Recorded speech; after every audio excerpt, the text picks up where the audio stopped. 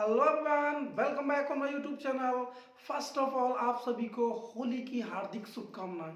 आप सभी बहुत ही शानदार तरीके से, बेहतर तरीके से इस सौहार्द और स्नेह के प्रतीक होली को मना रहे होंगे। साथियों, मेरे प्यारे विद्यार्थियों, लेकिन ये भी मत भूलना कि आपकी परीक्षा यानी विशेषकर 10वीं क्लास वालों की परीक्षा 16 मार्च को है। तो उसकी तैयारी के लिए साथियों, पहला पेपर आपका इंग्लिश का है। उस इंग्लिश की परीक्षा को ध्यान में रखते हुए मैं आपका अपना राकेश सर आप सभी के लिए रिवीजन क्लास स्टार्ट कर रहा हूं। और उसका पहला टॉपिक है साथियों, correct form of verbs. 4 number का टॉपिक है और इस वीडियो को देखने के बाद आपके सभी के 4 में से 4 नंबर पक्के आएंगे साथियों। तो आइए गाइस, इस क्लास को करते हैं स्टार्ट और करते हैं अपने 4 नंबर पक्के। तो मेरे प्यारे साथियों, इस प्रकार से आपको क्वेश्चंस आएंगे और ये ब्रैकेट में जो फॉर्म मिलेगी आपको, ये मिलेगी फर्स्ट फॉर्म और आपको इसका सही रूप इस रिक्त स्थान में भरना है। तो साथियों, इस क्वेश्चन को पढ़ते हैं। आई ब्लैंक्स दे रखा है, ब्रैकेट में read a very interesting story now. अब मेरे प्यारे साथियों, इस वर्ड को आप याद रखना, नाउ। नाउ के साथ में now a days, at present, at this time, these days, जो शब्द मैंने बताए हैं उनमें से अगर कोई भी वर्ड आए तो आपको प्रेजेंट कॉन्टिन्यूअस यूज करना है, यानी कि एजएमआर और वर्ब की फर्स्ट फॉर्म में आईएनजी। तो यहां आपका आई सब्जेक्ट है तो क्या आएगा, एम, और रीड में लगा देंगे आईएनजी तो ये हो जाएगा रीडिंग। तो I am reading a very interesting story now. अगला क्वेश्चन मेरे प्यारे विद्यार्थियों देखिए, सी सब्जेक्ट है और ब्रैकेट में आपको मिला है राइट वर्ब 100 पोएम्स सो फार। अब मेरे प्यारे विद्यार्थियों, इस सो फार वर्ड को ध्यान कीजिए। मैंने आपको एक फॉर्मूला लिखाया था, टीएल सर की जे, टी से लिखाया मैंने दिस, एल से लेटली, सर में ऐसे लिखाया था सो फार, यू से up to now, up to date, up to present, और आर से रिसेंटली, और जे से जस्ट, ए से ऑलरेडी, आर से रिसेंटली। अगर इनमें से कोई भी वर्ड आए तो आपको प्रेजेंट परफेक्ट यूज करना है, यानी सी सिंगुलर तो आपकी हेल्पिंग वर्ब आएगी हैज, और इस राइट की हो जाएगी थर्ड फॉर्म, यानी कि रिटिन, WRITTEN। अगले क्वेश्चंस की तरफ बढ़ते हैं। ही खाली जगह get a prize 10 days ago. मेरे प्यारे विद्यार्थियों, अगो वर्ड देखिए, अगो पास्ट का सूचक है। मैंने आपको टॉपिक पढ़ाया उस समय सिखाया था, अगो, यस्टरडे, लास्ट, या फिर कोई पास्ट की डेट, साल या फिर महीना आए तो आपको पास्ट इंडेफिनिट यानी वर्ब की सेकंड फॉर्म यूज करना है। तो यहां गेट की सेकंड फॉर्म क्या हो जाएगी, गॉट, गेट, गॉट, गॉट, इस तरीके से हो जाएगी। अगला क्वेश्चन यानी चौथा, Rohit blank learn English for 5 days. मेरे प्यारे विद्यार्थियों, इस क्वेश्चन में देखिए फॉर के साथ में आपको ये 5 इयर्स टाइम दिया गया है।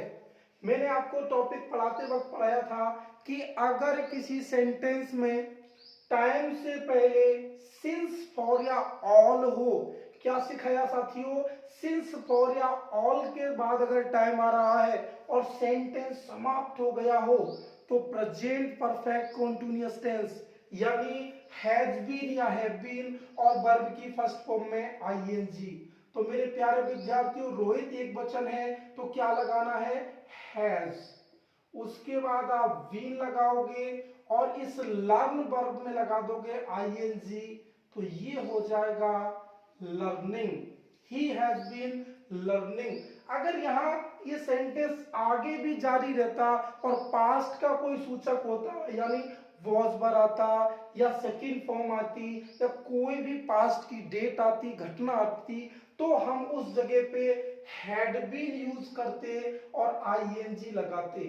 अगर यही सेंटेंस आपका आगे भी जारी रहता और कोई फ्यूचर का इंडिकेशन आता, यानी भविष्य के बारे में कोई वर्ड होता, टुमारो, नेक्स्ट, या फिर आगे आने वाली वर्ष, महीना, इसका उल्लेख होता, तो उस जगह हम लोग विल हैव बीन या शैल हैव बीन लगाते और वर्ब में आईएनजी यूज करते।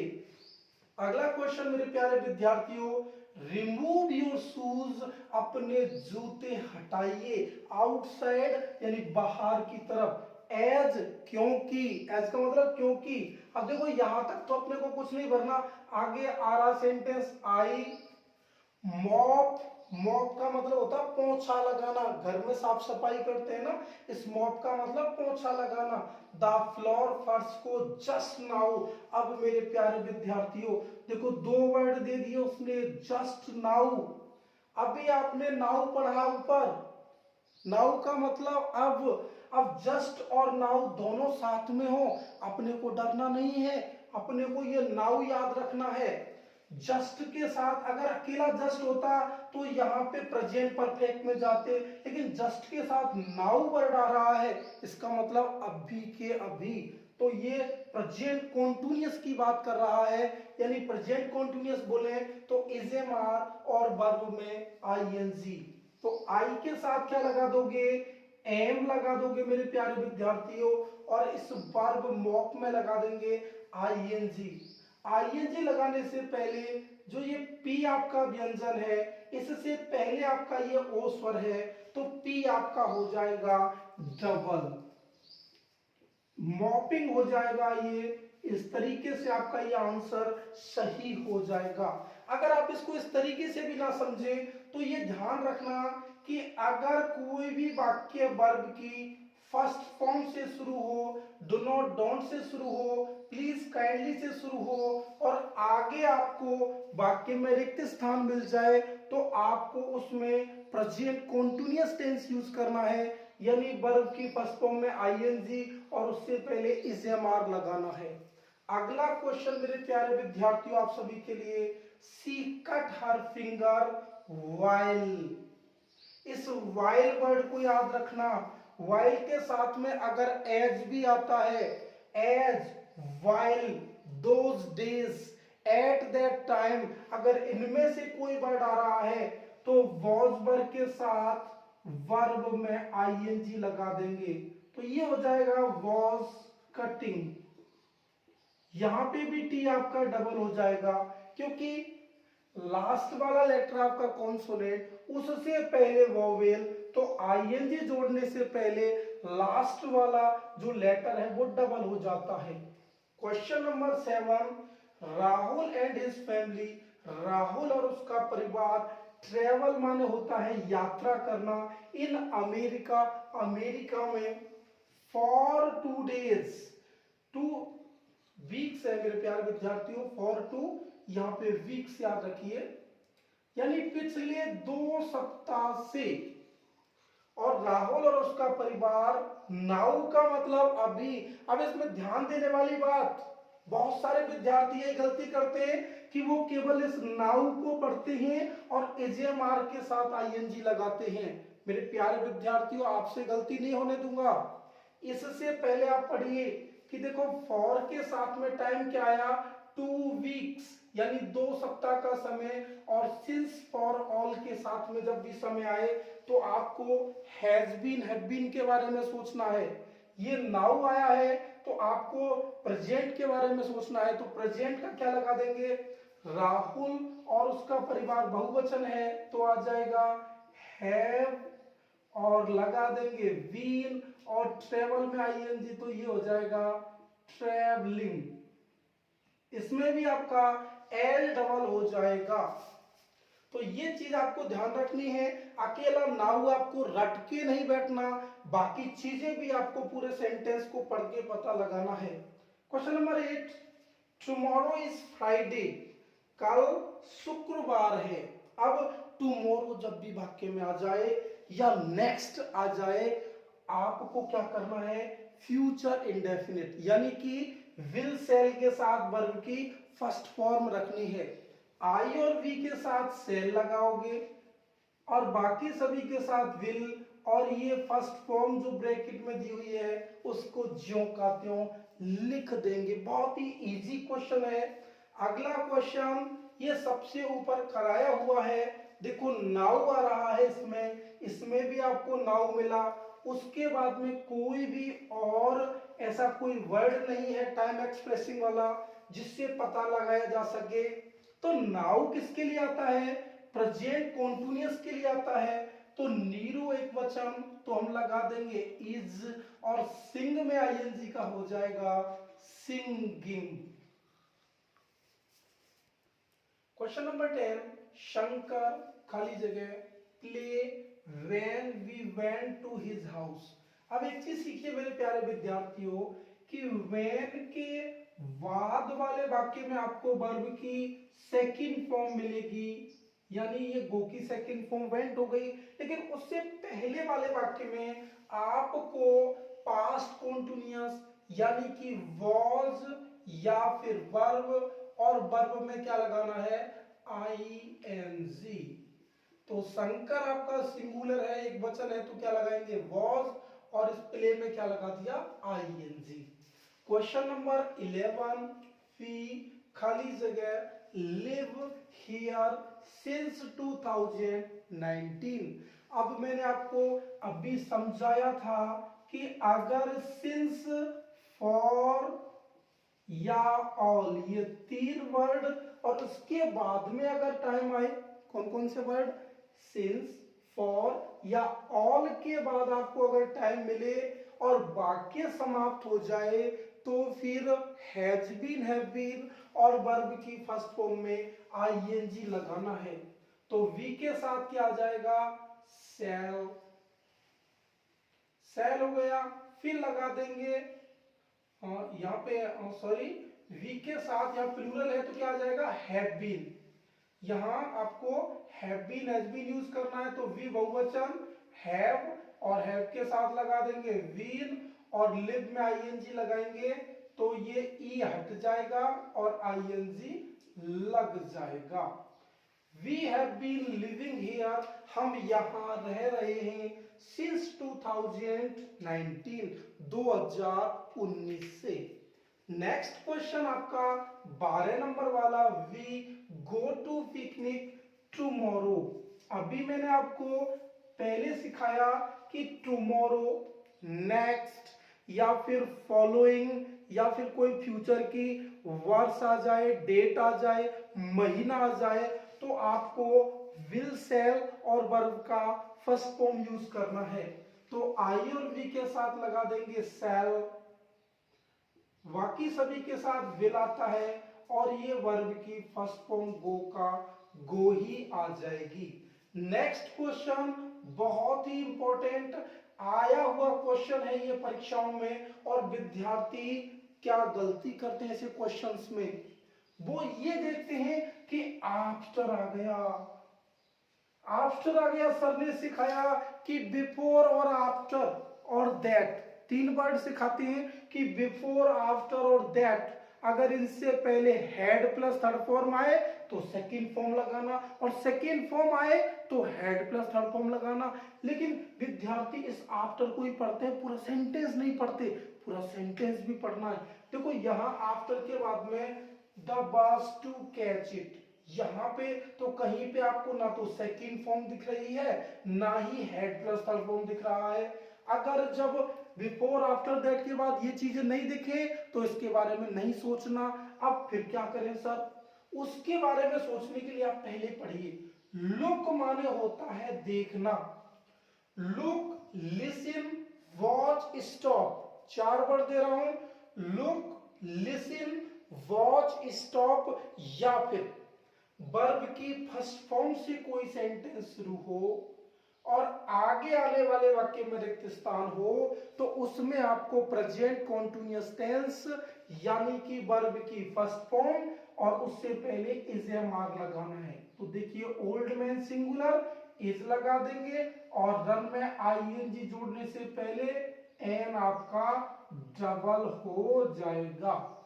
इसका कॉन्सेप्ट मैं आपको पहले सिखा चुका हूं कि जब लास्ट वाला अक्षर व्यंजन हो, उससे पहले स्वर हो तो आईएनजी जोड़ने से पहले लास्ट वाला लेटर डबल हो जाता है।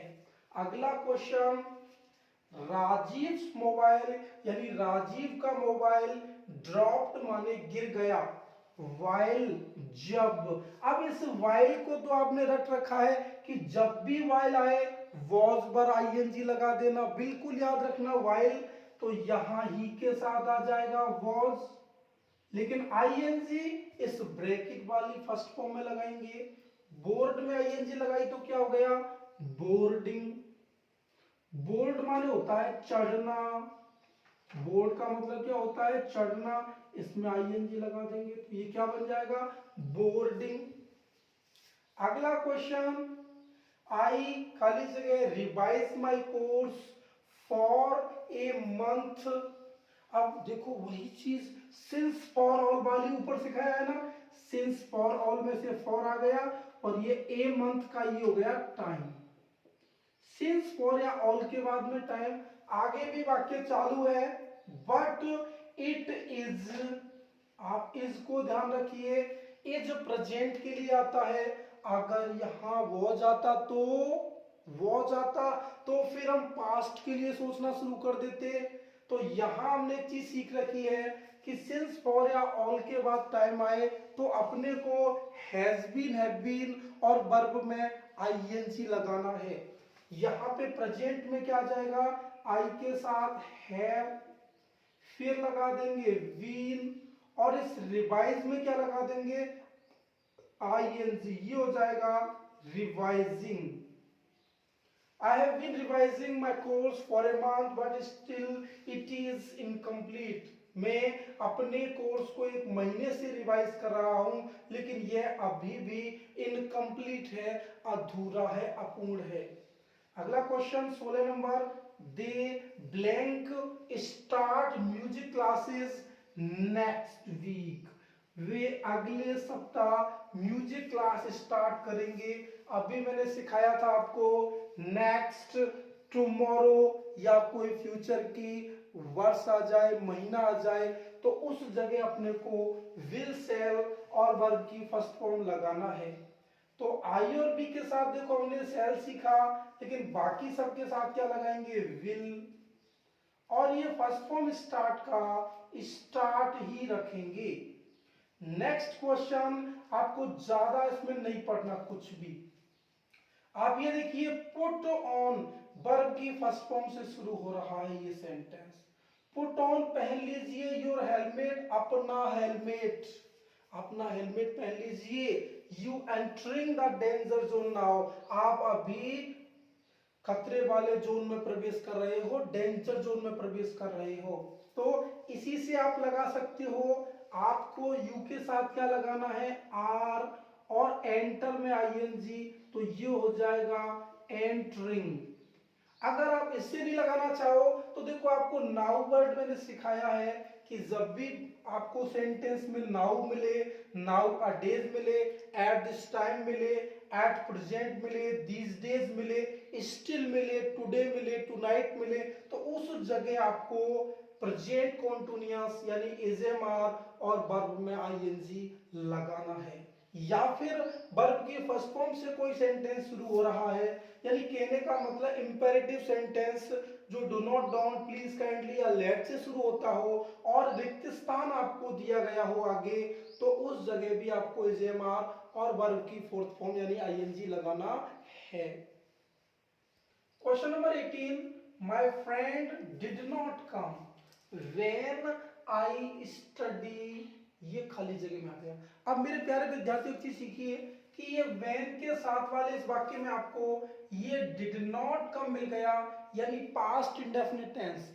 नकारात्मक वाक्यों में डिड नॉट के साथ फर्स्ट फॉर्म आता है और सकारात्मक में सेकंड फॉर्म आती है। लेकिन यहाँ पे आपको अगले वाक्य की सेंस पढ़ना है कि मेरा मित्र नहीं आया जब आई माने मैं स्टडी, पढ़ाई कर रहा था, पास्ट कॉन्टिन्यूअस का सेंस दे रहा है, तो आपको यहाँ आई के साथ क्या लगाना पड़ेगा, वॉज, और स्टडी में लगाना पड़ेगा आईएनजी। ये हो जाएगा स्टडिंग, आईएनजी जोड़ देंगे स्टडिंग हो जाएगा। तो तो my friend did not come when I was studying, ये हो जाएगा। अगला question, she opened the box, उसने बॉक्स को खोला आफ्टर, हाँ वो मामला वाला आ गया आफ्टर, आफ्टर और एक होता है बिफोर,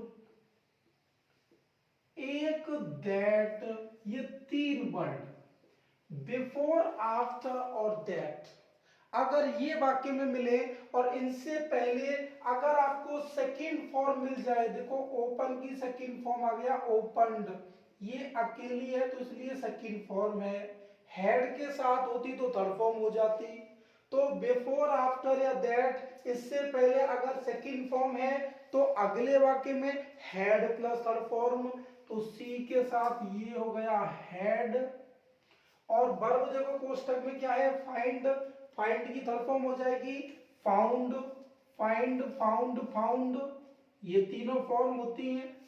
अगला क्वेश्चन देखिए, ही खाली जगह ask me for her telephone number before he found her, अब वही बिफोर सिखाया ना ऊपर बिफोर आफ्टर दैट, बिफोर के साथ में देखिए कौन सी फॉर्म है, फॉर्म में डी जुड़ गया तो ये सेकंड फॉर्म हो गई, जब सेकंड फॉर्म आ गई तो इधर क्या आ जाएगा हेड प्लस थर्ड फॉर्म, तो देखो ये आ गया हेड, आस्क की थर्ड फॉर्म हो जाएगी आस्क्ड, तो ही हैड आस्क्ड मी, उसने मेरे से पूछा था, फॉर हर टेलीफोन नंबर, उसका telephone number, before he phone her, उसे फोन करने से पहले। Next question, when I reached there, तो देखो व्हेन के साथ में ये सेकंड फॉर्म हो गई रीच्ड, आगे वाले वाक्य को पढ़िए, सी खाली जगह सिंग फॉर एन आवर, वही सिंस फॉर ऑल वाला मामला, सिंस फॉर के साथ में देखो एन आवर, यानी आवर का मतलब होता है घंटा, तो ये समय सिंस फॉर ऑल से पहले आ गया, तो अपने को क्या करना है, सेंटेंस देखिए सेकंड फॉर्म पास्ट की बात कर रहा है, पास्ट में अपने को क्या लगाना है हैड बीन, हैड बीन और वर्ब में आईएनजी लगा देंगे, यानी सिंग में आईएनजी सिंगिंग। इस कॉन्सेप्ट को अच्छे से क्लियर कीजिए कि जब आपको किसी वाक्य में समय से पहले सिंस फॉर या ऑल मिले और दूसरे वाक्य में अगर आपको सेकंड फॉर्म या वॉज वर या कोई पास्ट का कोई भी सूचक शब्द मिले तो आपको रिक्त स्थान में हैड बीन और वर्ब की फर्स्ट फॉर्म में आईएनजी लगाना है। नेक्स्ट क्वेश्चन, आई खाली जगह नॉट रिप्लाई यू, अब यहां देखिए मेरे प्यारे विद्यार्थियों, अनलेस, अनलेस का मतलब होता है जब तक, जब तक तुम मुझे नहीं लिखोगे मैं उसका जवाब नहीं दूंगा, ये मतलब हो गया। अब एक चीज देखिए कि जब आपको किसी वाक्य में unless, if, before, after, as, इन वर्ड के बाद में, यानी अनलेस, इफ याद रखिए, बिफोर आफ्टर याद रखिए, और आपको क्या क्या याद रखना है, लाइक याद रख सकते हैं, एज, अगर इनके साथ में आपको वर्ब की फर्स्ट फॉर्म या एस मिल जाए, यानी प्रेजेंट इंडेफिनिट टेंस मिले, तो दूसरे वाले वाक्य में आपको फ्यूचर इंडेफिनिट यानी कि विल सेल के साथ फर्स्ट फॉर्म रखना है। ऐसे वाक्य कंडीशनल सेंटेंस कहलाते हैं और उनको अपने को समझना बहुत जरूरी है। तो देखो ये इसमें शर्त क्या हो गई, कंडीशन क्या हो गई कि आई नॉट रिप्लाई, मैं रिप्लाई नहीं दूंगा, यू आपको, अनलेस जब तक, यू राइट टू मी जब तक आप मेरे लिए नहीं लिखोगे। इसमें दोनों ही वाक्यों का अर्थ फ्यूचर में निकलता है, लेकिन अपने को ये जो इफ, अनलेस और यहाँ पे बिफोर, व्हेन जो भी वर्ड होंगे उनके साथ में तो आपको प्रेजेंट इंडेफिनिट यूज करना है और अगले वाले जो वाक्य होंगे उसमें यहाँ पे फ्यूचर इंडेफिनिट। तो आई के साथ आ जाएगा सेल, अब नॉट लगा दो आप बीच में और रिप्लाई का हो जाएगा रिप्लाई, विल सेल के साथ फर्स्ट फॉर्म आती है। अगले वाले वाक्य को पढ़िए, बिल्कुल इफ आ गया, देखो कंडीशनल सेंटेंस हो गया, if you not work hard you will fail this year. तो यहां देखिए विल आ गया यानी फ्यूचर इंडेफिनिट। तो अभी मैंने सिखाया आपको कि इफ, वेदर या व्हेन, बिफोर, एज, इनमें से कोई भी वर्ड आ जाए तो उसके साथ में प्रेजेंट इंडेफिनिट। तो यू के साथ में देखो नेगेटिव वर्ड है तो नकारात्मक में क्या आता है, डू या डज, तो यू के साथ आ गया डू, फिर नॉट, और वर्क हार्ड का वर्क हार्ड हो जाएगा ये वर्क, और हार्ड ये फॉर्म हो गई। ये वर्क अकेला नहीं है, वर्क के साथ हार्ड है। अगर आप मेहनत नहीं करोगे तो इस साल फेल हो जाओगे, कंडीशन हो गई। क्वेश्चन नंबर 24, दिस स्टूडेंट, यह विद्यार्थी, फिनिश माने फिनिश करता है, फिनिश का हर वर्क अपना काम, देखो यहाँ पे हर यानी कि लड़की की बात हो रही है, छात्रा की बात, यानी यह छात्रा अपना काम टाइमली समय पर डेली रोजाना पूरा करती है। अब एक चीज डेली आ गया वर्ड इसमें, तो डेली से आपको याद होना चाहिए कि रेगू हमारा, सन हमसे सैड, रेगू में याद रखेंगे रेयरली, ई से एवरी, जी से जनरली, यू से अप टू, यानी यू से याद रखना है यूजुअली, और सन का याद रखेंगे सेल्डम, ओ से ऑफन, एन से नेवर, और सैड से याद रखेंगे स्केर्सली, ए से ऑलवेज, और डी से डेली। ये फॉर्मूला मैंने कराया हुआ है, रेगो हमारा, सन हमसे सैड। डिस्क्रिप्शन बॉक्स में उसका लिंक मिल जाएगा वीडियो का, उसको देख लीजिए गाइस। अब इसको आपको क्या करना है, ऐसे वाक्यों में प्रेजेंट इंडेफिनिट यूज करना है। तो दिस स्टूडेंट सिंगुलर हो गया तो फिनिश, फिनिश में लगा देंगे एस या ई एस, तो यहाँ पे एस एच आ रहा है तो आ जाएगा ई एस। क्यों आया, क्योंकि डेली आ रहा है। अगर एवरी होता तब भी यही काम करते, अगर स्केर्सली होता तब भी यही काम करते, ऑलवेज होता तब भी यही काम करते, यानी प्रेजेंट इंडेफिनिट यूज करते। अगला वाक्य कि अगर किसी वाक्य में, सेंटेंस को ध्यान से पढ़िए, आई खाली जगह pass class 10th by next year. अब बाई के साथ में आपको टाइम मिल जाए, बाई के साथ में अगर टाइम मिले, बाई प्लस टाइम, तो आपको विल हैव या सेल हैव और थर्ड फॉर्म लगाना है। तो आई के साथ आ जाएगा आपका शैल हैव, और इस पास की थर्ड फॉर्म, पास की थर्ड फॉर्म हो जाएगी पास्ड। ये कॉन्सेप्ट आपको याद रखना है। अगला क्वेश्चन देखिए, क्वेश्चन नंबर 26, सी खाली जगह go to her place every month. मेरे प्यारे विद्यार्थियों, एवरी, डेली और ऑलवेज, ये तीन वर्ड याद रखना।